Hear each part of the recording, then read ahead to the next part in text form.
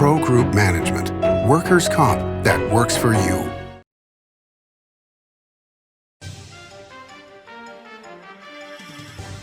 Welcome to Nevada Newsmakers. On the broadcast today, we have an all-Pundits show going with a great lineup. Meruelo, Ray Bacon, and Andrew Diss. They're all here for the whole show on an all-new Nevada Newsmakers. Like a traditional handmade basket, retail is woven into the fabric of life in Nevada. From big box to mom and pop, retail supports our communities in countless ways. Jobs for the disabled, team uniforms for kids, help for the elderly, and so much more. Retail employs over 1 in 10 workers. Retail supports Nevada, and we support retail. RANNV.org. Pro Group Management offers workers' comp services to a growing number of industries. As businesses grow and change with the times, the need for a solid workers' comp program must be flexible and up to date. The evolving nature of regulations can make staying ahead of complex tasks challenging. But Pro Group Management simplifies the work so your industry can move forward and succeed. Pro Group Management, workers' comp that works for you. Truck drivers are some of the hardest working people you'll meet, delivering over 70% of America's freight and 92% of Nevada's. When there's a natural disaster, they're delivering critical supplies to help those communities recover and rebuild. Every sector of the economy and our nation's military rely on truck drivers. So let's take a moment to say thank you. On the open road or city streets, our truck drivers are rolling to make our economy and our nation stronger. Trucking moves America forward. This is Nevada Newsmakers with host Sam Shad, a no-holds-barred political forum. Now, from the Nevada Newsmakers broadcast headquarters, here is Sam Shad. And back on Nevada Newsmakers, we've got an all-Pundits show going today with a great lineup. Meruelo is here, President and CEO of the Retail Association of Nevada. Ray Bacon is the Executive Director of the Nevada Manufacturers Association, and Andrew Diss is Vice President of Government Affairs for the Meruelo Group. Pleasure to have you all here. Mary, Bill Dentzer in the Las Vegas Review-Journal wrote about the Nevada Climate Blueprint, that it's a blueprint for guiding Nevada to net zero greenhouse gas emissions by mid-century, calls for the end of gas-powered heating and cooking in homes and businesses, buyback programs for high-polluting vehicles, and energy-efficient labeling for homes akin to how appliances are graded, among 17 specific policy recommendations. What is your overall thought on this plan? In a nutshell, cha-ching, follow the money. You want to explain that a little further? Well, you said in a nutshell, Sam. Part of it's not doable, and actually you got the expert sitting there in the room. His name's Ray Bacon. But it's anything to do with this climate change stuff. You're not going to change nature. You're not going to change what is actually happening planetarily with suns and spots and all this other stuff. But it's going to be extremely expensive. I don't know that it's doable, and I don't know that it's going to work because the plan doesn't include nuclear in any way, shape, or form. And nuclear energy is the only really fuel efficient and perfect energy, and the byproduct of having medical nuclear radiation, nuclear medicine, they call it, is a worthy cause, and it is what has helped. Europe is going away from a lot of their sustainable stuff, and they're looking more at nuclear again. But again, I'm not the expert on this show. Well, we will get to Mr. Bacon here in a moment, but Andrew, how does the gaming industry look at this, at least from your perspective? Well, about a year ago, we left NV Energy. We used the 704B exit process because we wanted to be greener for cheaper, and the free market put out a lot of options for us to do exactly that. And we're also seeing a lot of demand from large convention groups who want to come to the property that know that they're running off of sustainable energy. So it's the way the industry is going. In terms of other government mandates, I'm not sure how that's going to work out. I haven't taken a look at the plan that you mentioned, but the industry is moving in that direction. All right, when you look at the cost, is there a cost benefit, to this for the industry, or does, like you were saying, is it just a demand from the customers that they want to see more green? Well, for us, because we were able to utilize those options outside of NV Energy, our costs are substantially lower than what we were previously paying. And we can control our energy mix. We can say we don't want to have any coal, we only want to use solar, we only want to use wind. It's up to us. And the costs are given to us at the market rate then and there, and we can line up that cost in real time. And that makes a huge difference for us, rather than trying to plan out months ahead and trying to bind up on the market. So there is a substantial cost benefit to us. Okay, and did, with NV Energy, with other companies, reached out and tried to negotiate deals after the company said they were leaving? Did they reach out to you guys, and if so, why didn't that work out? It didn't work out because the offer wasn't good enough. Ray, Mary has now anointed you as the expert, and indeed you are, so give us your thoughts. There's going to be a lot of progress that's going to be made, but if you take a look at the overall pollution numbers and really dissect them, automobiles are still number one, okay? And residential homes and things like that is way down the list. Industrial gas usage is, and industrial usage is still a huge factor. But imagine trying to run a cement factory. Cement accounts for 20% of energy consumption. Really? Really, total, worldwide, global. That's stunning. That's stunning. Okay. When you start talking about converting cement factories to electric furnaces and things like that, I don't think that's going to work. So it's a great thought process, but when you get to reality and things like that, there's places where it just doesn't work. I don't see a steel factory turning to all electric furnaces. There's a lot of it, but most of that's the remelt process and not necessarily the initial conversion into iron and steel type situation. So it's a great thought process, but you probably can't get there. Okay, so Mary, you know, if states are mandating this, what choice do industries have? Leave.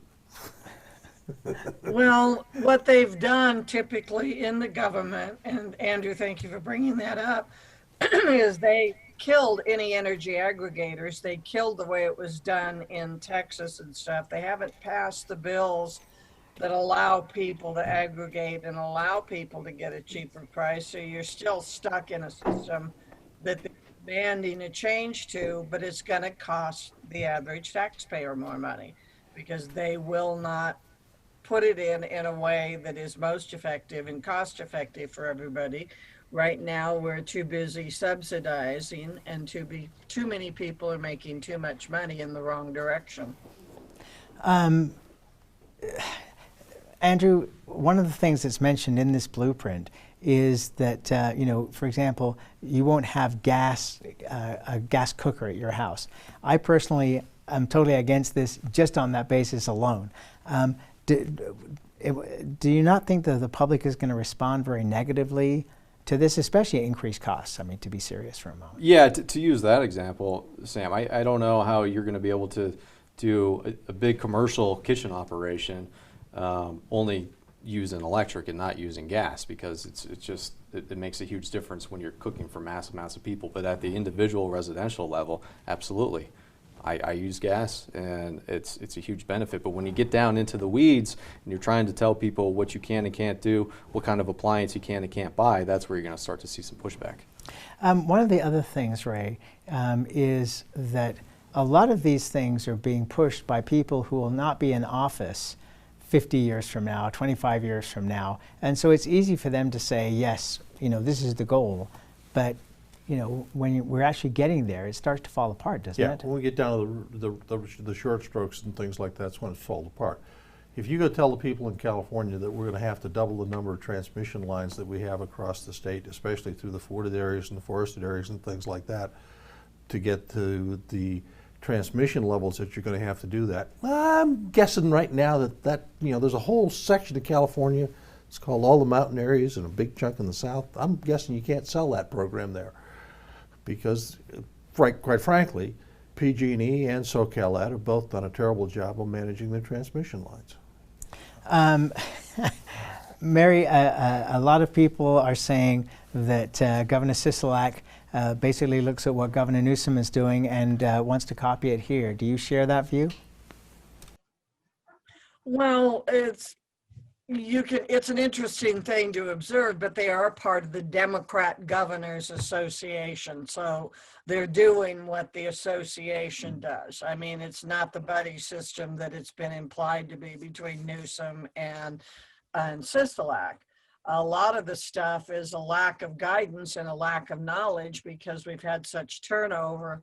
So they're going with the experts in their associations, the same way as A.G. Ford goes with the attorneys general.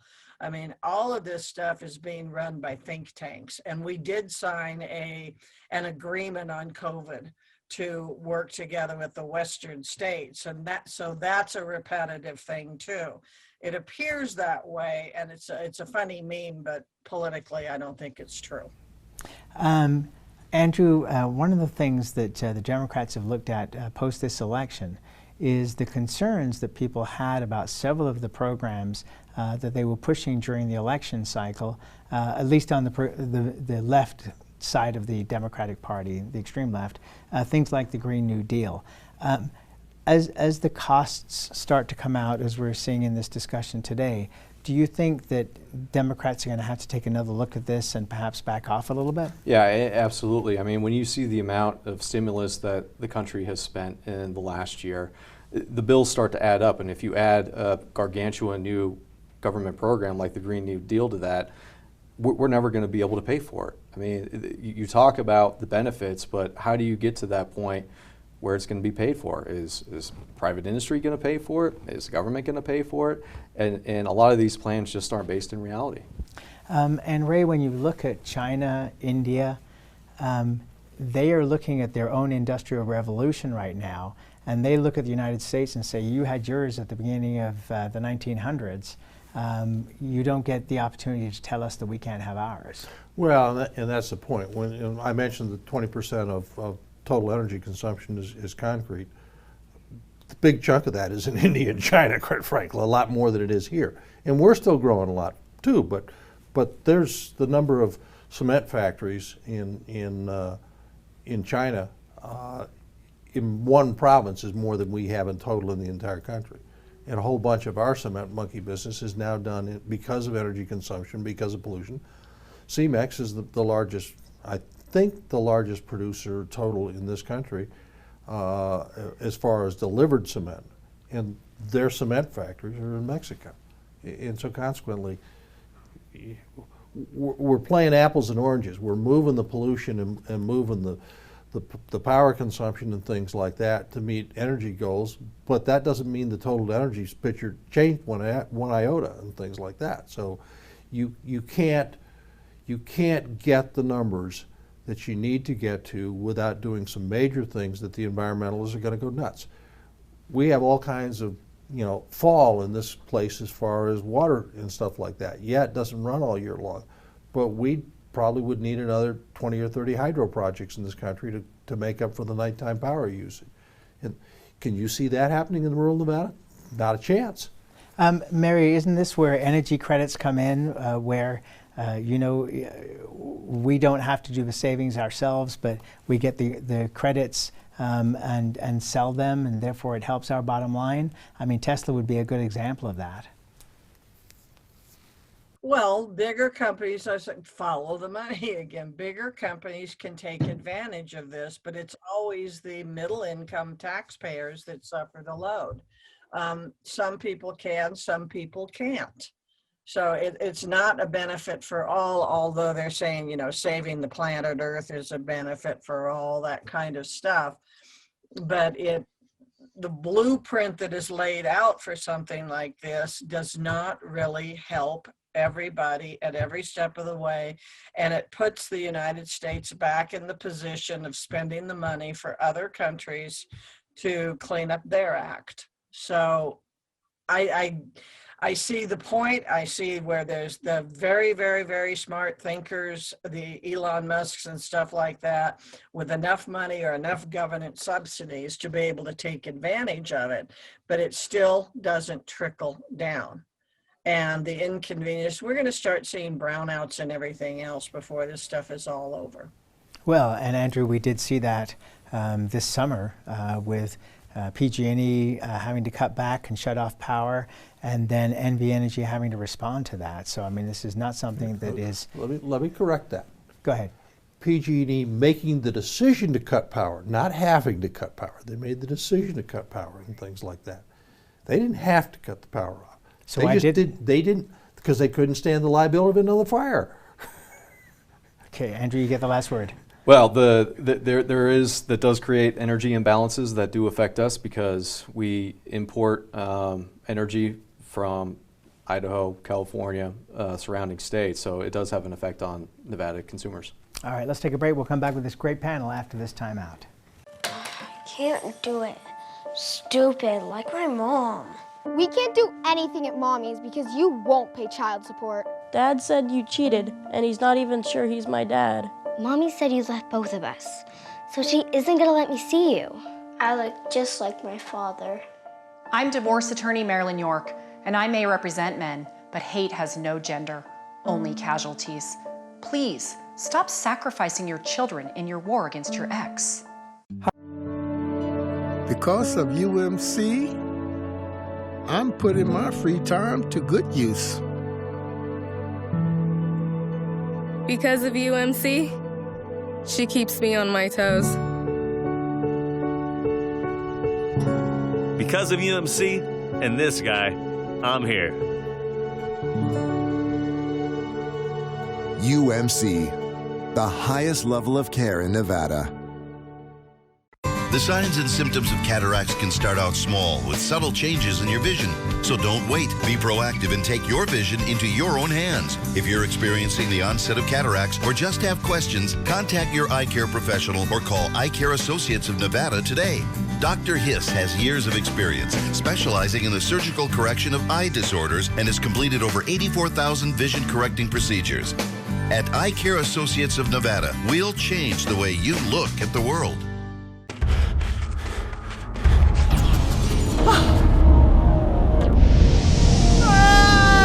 Hey, Dad? Are you learning? This place is great. Huh? You gotta try this. Wow, this stuff is great. People are gonna love it. Yes. Yes, they will.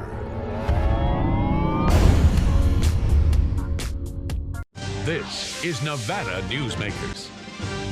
And back on Nevada Newsmakers, we continue our conversation with a great Power Pundit panel today. Andrew Diss is here, Ray Bacon, and Meruelo. Andrew, the Clark County Education Association wants higher taxes for education, including higher gaming taxes. Where is this going? Is this going to be the big battle of 2021 of the session, or does the economic condition in the state say not a chance? A 44% increase on the industry that has been the hardest hit by the pandemic makes absolutely no sense. Hopefully, if it gets to the point where, the legislature has to, find a middle ground or to do away with the proposal, I would expect them to do so. I think if it was to go in front of the voters, they would cast it away without a doubt because they can see just how hard hit we have been. We have laid off and permanently furloughed people that staff our conventions and our group business because we don't have the business levels to justify it, and we're not permitted to, quite frankly. But when you look at the visitation numbers in this state, both Reno and Vegas, they're substantially down, and to raise taxes by 44% in this climate, it's just going to do a lot more harm than good. And let's be clear, not a single penny of that money is going to be directed to education. It just goes to the general fund. So when they were out collecting signatures and telling people that this money was going to go to schools, it's just a bald-faced lie. Ray? I agree with his comments, by the way. But let me just add to the thing. You've also had in the last couple of weeks, NSEA came out and said, remember, NSEA and CCEA are still in a competition as to who can be more radical. So NSEA comes out and makes the comment that they should be first to get the COVID shots. Let me see. The last time I knew, the infection rate in schools is minuscule compared to the infection rate of people in the medical community. I'm sorry, the teachers' unions in this state are out of control, they're arrogant, and as long as they continue to fight between the two, it's not going to get better, and they're going to come up with bad ideas, most of which are not doable.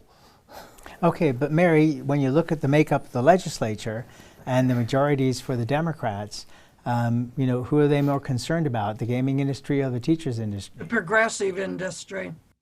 Right now, I mean, the teachers union is going to beat their chest, and I agree with Ray and Andrew on this one. It's not practical. It's not really doable because there are too many needs.